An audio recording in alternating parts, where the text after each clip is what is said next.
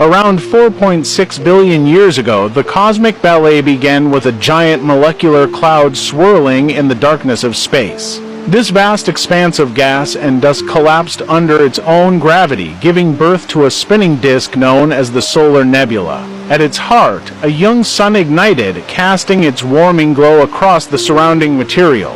Within this protoplanetary disk, tiny dust particles danced and collided, sticking together to form larger clumps in a process called accretion.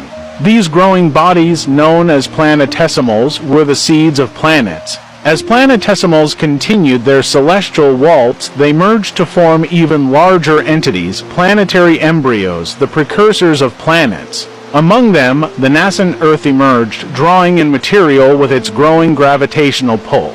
As it grew, intense pressure and heat within caused a dramatic transformation. The heavier elements, like iron and nickel, sank inward to form a molten core, while lighter materials rose to create the mantle and crust. But Earth's tumultuous birth was far from over. A catastrophic collision with a Mars-sized body sent debris spiraling into space, which eventually coalesced to form our moon.